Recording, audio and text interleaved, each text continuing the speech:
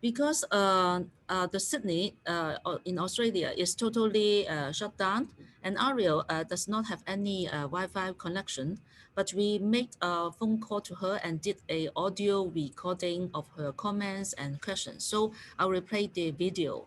Thank you. Looking forward to speaking with you all. I've read Melanie BUDIANTA's paper, a couple of papers in fact, which I enjoyed very much. And her work resonates with me a lot.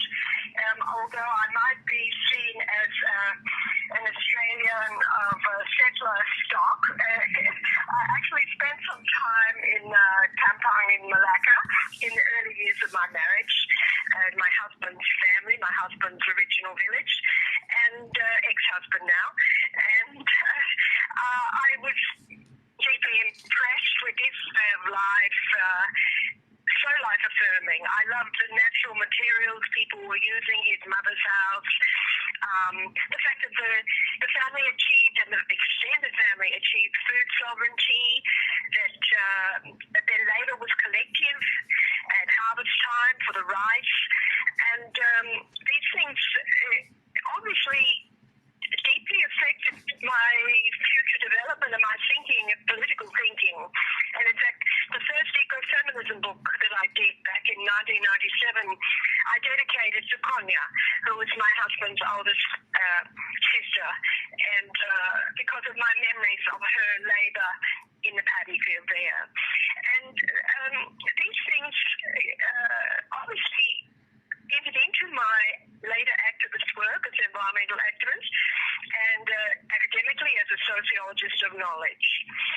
So, and of course then, a decade or more later, we had the rising alter-globalization movement where voices of the global south were putting forward their views about a good way of living, and not to mention our own Global University for Sustainability, which is a further extension of that movement.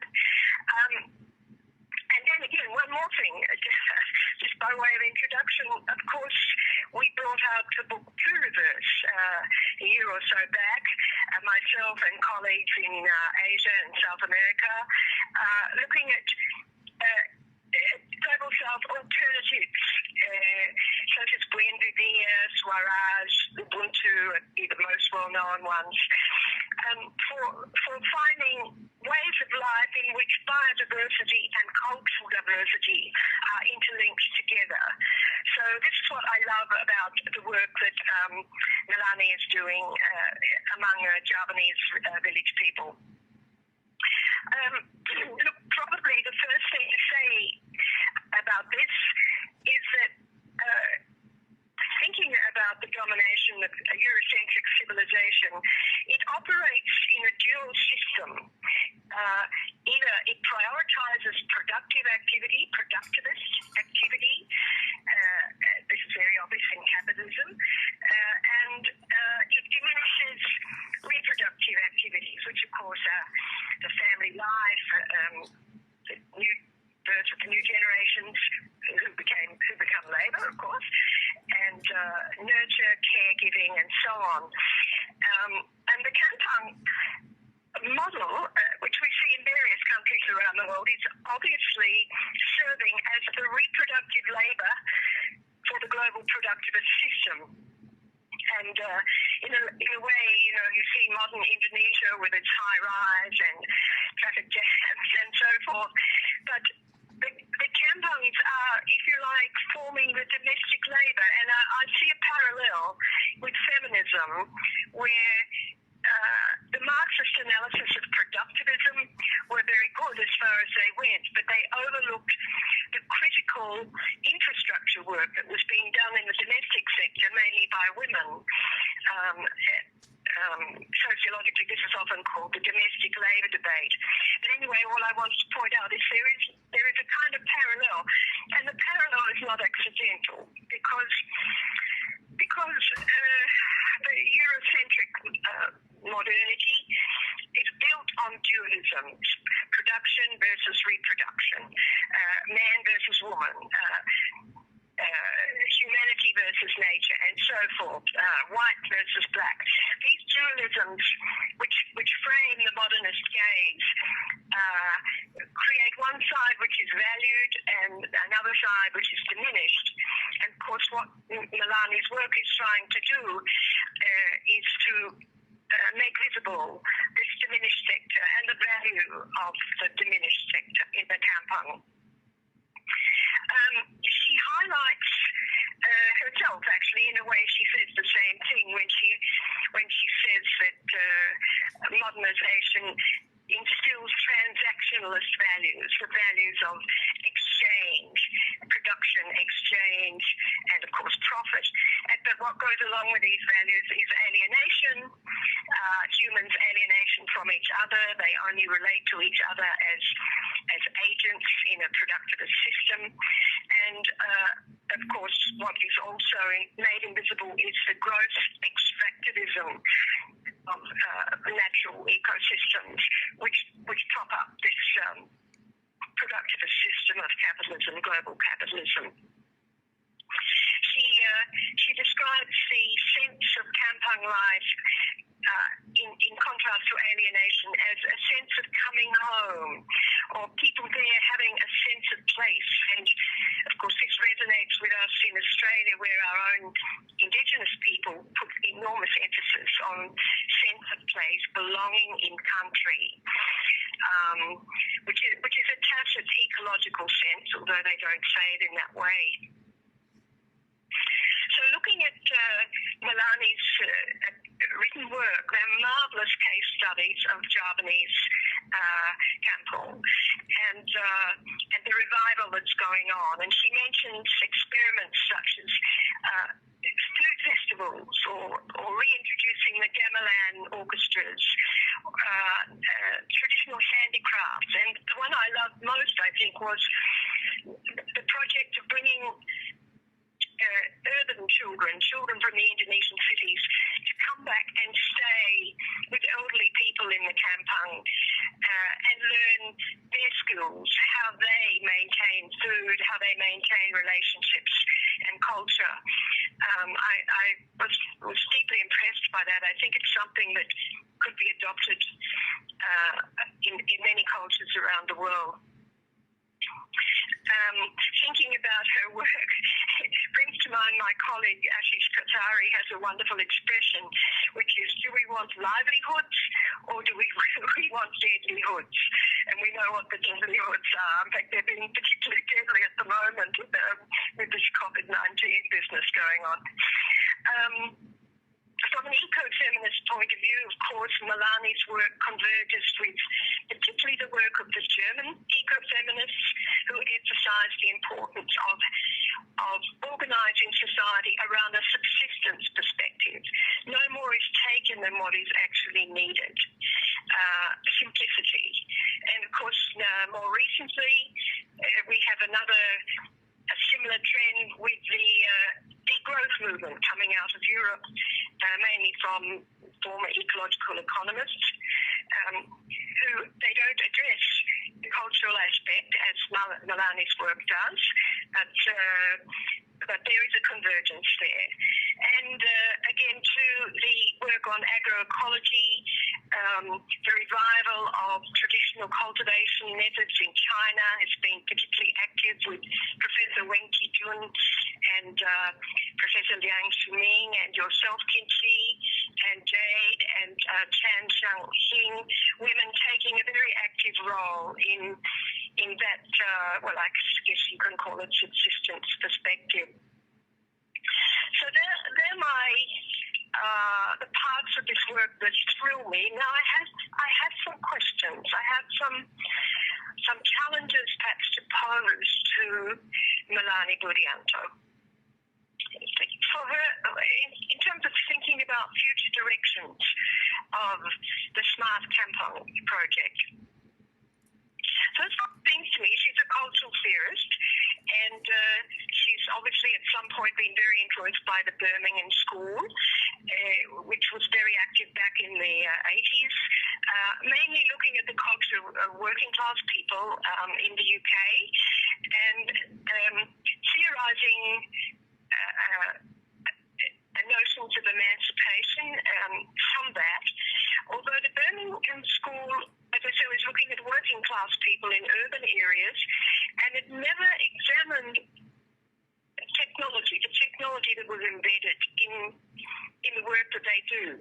It was, in fact, like any leftist mindset, it was technology neutral or neutralist in its approach to technology.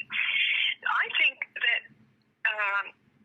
Melanie might have a look at a more ecological framing, a more ecological class analysis, which we've been developing around this idea of not the working class, which is an urban industrial agent of Marxist revolution, but the meta-industrial class. Now, going back to that class which serves reproductive needs around the world. Probably 80% of the world's food is produced by this class of people, Indigenous peoples in their gathering work, or peasant farmers across cultures.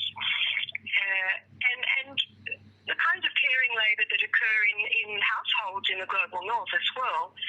So she might, it could be interesting to look at whether this fits in this kind of political critique which she's developing here. But she's certainly not one-dimensional in her analysis. Melanie is very aware of the tensions and what she calls a double movement in the Smart Kampung projects.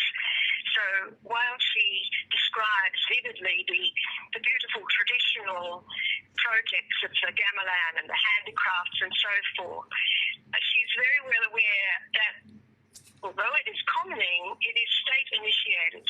It is a top-down. And likewise, the notion the Indonesian state suggests that the Kampung consider developing themselves in a thematic way. And of course, this immediately opens the door to commodification of Kampung life, to tourism, to neoliberal rents who might go to Kampung areas, buy up property and turn them to economic advantage. So there are tensions in this revival, this cultural revival of Kampung way of living. As Melanie herself says, the state embodies colonialism. The modern state, it doesn't matter where you are, it embodies colonialism, even in so-called post-colonial countries. But so also, and this is not often recognised by activists, information technology embodies colonialism, the infrastructure of IT. And this is particularly so, we're seeing this happen now with the, if you like, the comfortable marriage, menage of the corporate sector with states, the move towards smart cities, which will be intensively digitized. So my question would be, was the Indonesian government quick off the mark in this respect, doing a bit of a soft sell to the Kampung people to soften them up, ready for this kind of politicization? I think the Great Reset, they call it these days. And smart futures have many costs, and this is something to consider here. Not only a loss of political control, massive surveillance of all our daily activities in the smart city and the smart household, but massive environmental extractivism involved in the manufacture and production and circulation and maintenance of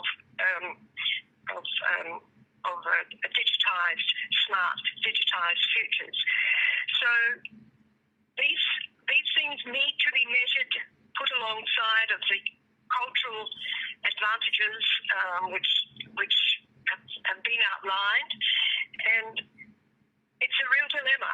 I don't underestimate that at all. It occurred to me that perhaps one way to approach this is suggested by our Pluriverse book. In looking forward to future directions of Melanie's research, she might have a look at the four principles we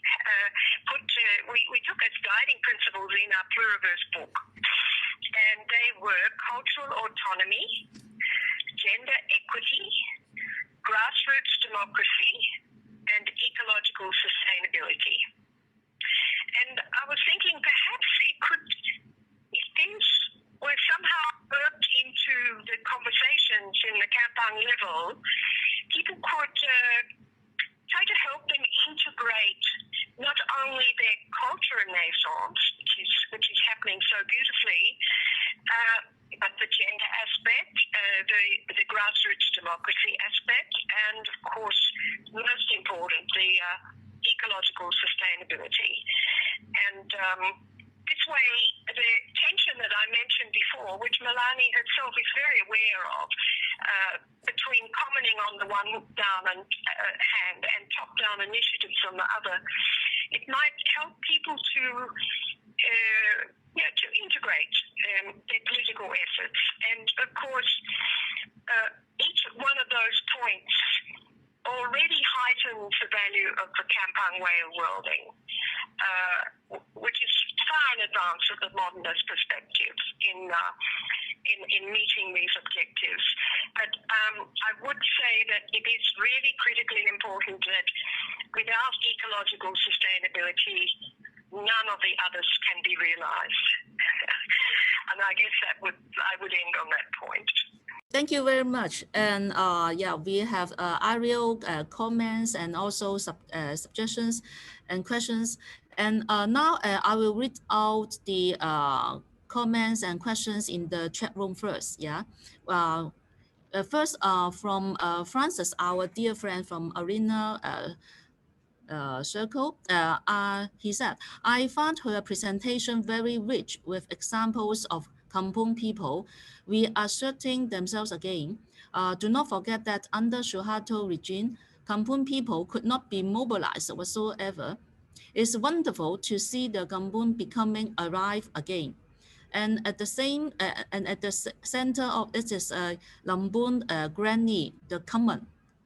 An important factor contributing to this were the laws to decentralize and to hold election at the BPD village level.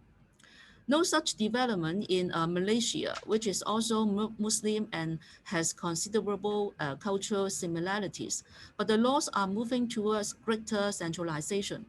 We even got rid of local government elections, so no elected local leaders and also no money for local initiative. And other friends saying that, thank you, Melanie, for this inspiring presentation and for your continuing very important work to raise awareness about the Kampung cultural granaries and community resilience in Indonesia. I do have a question. Why do we wish to focus on negotiation rather than opposition and alternatives to neoliberalism and market globalization? We still have around 15 minutes. Maybe we invite Melanie to respond these questions. Thank you.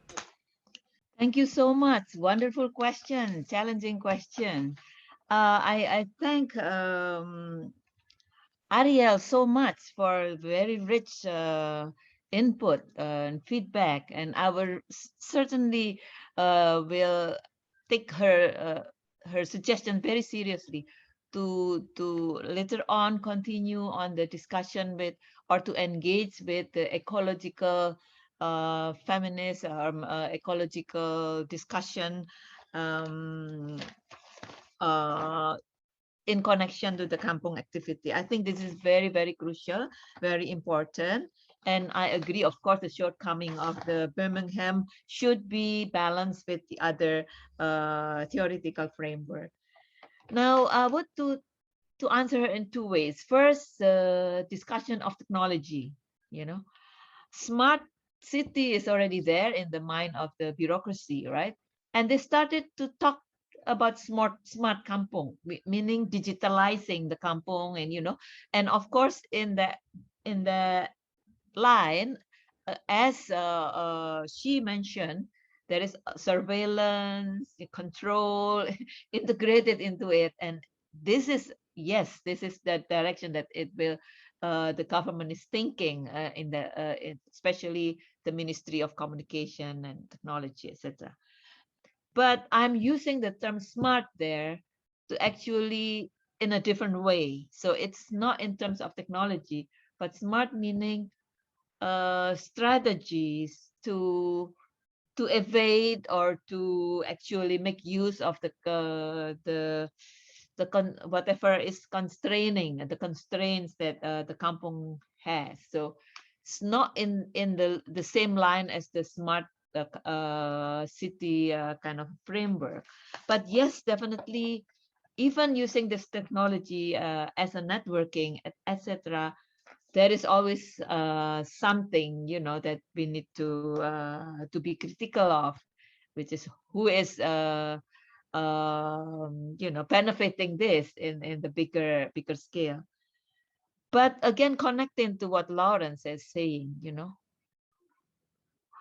why do you talk about negotiation? Why not completely a different alternative? At this moment, Francis already remind us that this kampung revival only occurred after the reformation of 1998. For 32 years, since 1965 to the 1998, the kampung village completely subordinated. No possibility of having their own voice. They cannot even plant whatever they want. They have to plant a certain rice only. And because of this green policy, green revolution, which of course increased the production of rice, many varieties of rice, local varieties, died completely. And farmers only become a tool.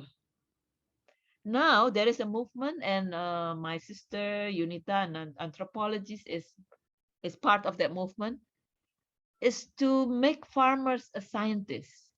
To respect them as a scientist. They can really discover their own variety and can cultivate them, So there is, it's only after 1998.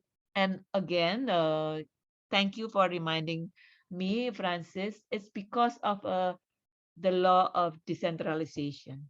So this movement is very recent. And the political awareness of these kampung people are not the same, right? Some are, and Francis has already given an example in Malaysia. It's also happening in Indonesia, especially the identity politics, the religious politics here, we'll say, right? Recently, after the 1998, the Reformation, there is a strong religious revival everywhere in the world, yeah. Also especially in Indonesia too. The what is it? Revival of purification of Islam, for example, purifying it from tradition, from local culture, and it's we call it Arabization or whatever. It's a kind of homogenization of religion, that you need to be this kind of it. And there is this term shirik, meaning, or mushrik, right? This rituals is not good. You have to really purify it. So the subtext of my paper is actually that this cultural revival is actually an effort to fight the kind of homogenization or the right-wing or conservative religious movement. Because again, there is usually this purifying movement always sees culture as something that is outside religion. We are saying culture is everywhere. Religion is part of culture, So this is something, and it's not easy to be done, because a lot of this fundamentalist movement has already entered the grassroots. So this movement is actually there. It's a resistance, so different layers. But at the same time, we cannot go out of the neoliberal structure. There is no I mean, no ready what is it, recipe or what is it, outside. Can we go outside the neoliberal structure? It's very much there in the nation. So how could we go out of it? uh, how could we go out of the digital ecosystem? What the Kampong people can do is to make use of whatever they have, the existing network, in order to carve another real, because they are being eroded by two. First, if there's this colonial modernity by state, and also by this European or whatever productive using productive framework. Just now Ariel used productive and reproductive, right? This productivity, global capitalism.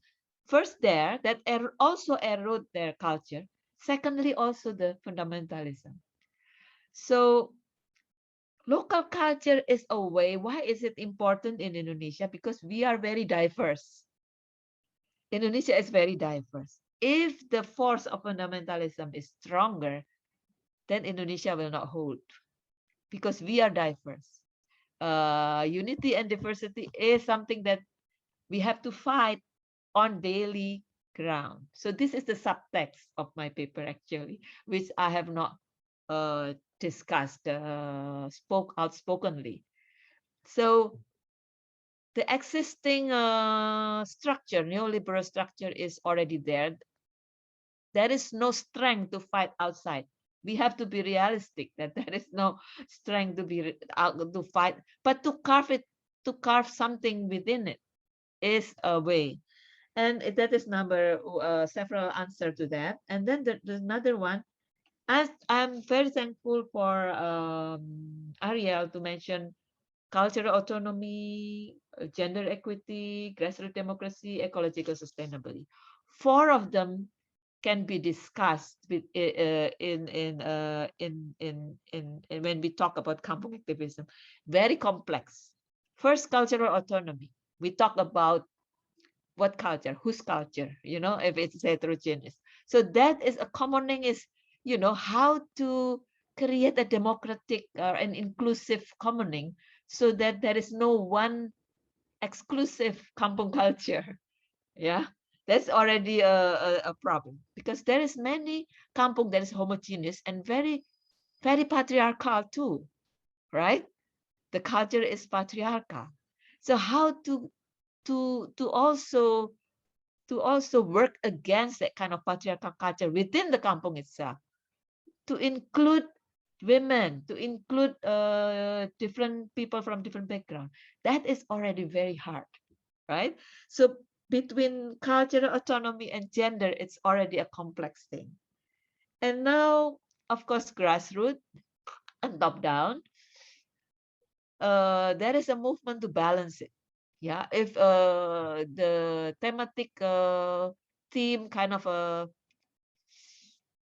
order from the state, is it good or not good? Well, that is something that we can use, and something that is very bad also, because this thematic kampung movement has been used in a very negative way by a lot of kampungs to color their kampung. They said kampung clear, or colorful kampung, and they just get their kampung painted in rainbow color, for example. Of course, this is a very wrong or very shallow interpretation of thematic kampung. But these activists actually make use of whatever framework is provided by the state in order to have their own ways in creating space. So I think maybe there are other questions.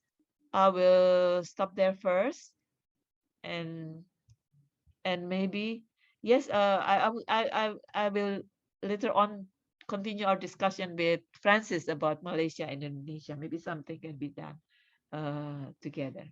Thank you. I would like to ask about the government policy, because after, or not after, maybe because of the pandemic, any change of government rural policy because from our experience, we due to the U.S. sanction and also the new Cold War, and Chinese government has adopted a new policy of dual circulation. Particularly, we emphasize the importance of rural revitalization policy. So how about in Indonesia? Any change of government on the rural development? During this, it is not affected by the pandemic, actually. It started before the pandemic with the Jokowi government. We have, of course, contradictory direction, but in terms of the kampung development, there is one thing that is very, very fundamental, which is the kampung law or undang-undang desa or village law, and also the village funds by the government. But of course, in the beginning, the village fund policy is interpreted in very, very shallow way to mean infrastructure, which can be completely the opposite. I mean, it can work against whatever cultural autonomy or whatever we have, right? Building roads, building, but maybe the capitals will go there very quickly because of the roads and not the cultural autonomy and the natural kind of sustenance or strength of the kampung commoning, right? So in the beginning, it's like that. But then there is a lot of what is it, resistance, and activists started to protest. Now is a change to look at the human resources and also cultural resources. That's the change. And then there are certain institutions within the government that is working very well, which is the village ministry, and it depends on the leadership of these people. Yeah, not the minister, but usually the third level. And we are very glad that the one in the Ministry of Culture, the one that is working very hard for this cultural advancement law, is Hilmar Farid, one of our fellow, right? He is the key figure in the cultural advancement. So it's good. And then the village office also, we have people with a very, very, very ideologically correct kind of a direction in village empowerment. But again, like you said, when there is a change of government later on, we don't know whether this direction towards village policy by the state is going to be kept or not. So we do not want to depend on it. What is already good is that we have the law, we have the legal structure, foundation to do something, right? So what we can do is now to strengthen the activists, the grassroots activists. So with the grassroots activists who stayed in the village, who are in the village, and who understand and who work together in a network, whatever maybe the change, there will be different change, rule, etc., etc. But we know what we want to do, and we have already make a certain kind of a network, also working together with universities, etc. So I hope by establishing that kind of structure, whoever is in the leadership, we can still maintain something. Hopefully it will not be too drastic like in Malaysia. Hopefully it will happen also, something will change also in Malaysia for the better. We completely agree with your the ideas and also visions, because kampung activism in our context, we will say that rural reconstruction movement activists, activists for rural reconstruction, rural regeneration. Thank you very much, Melanie.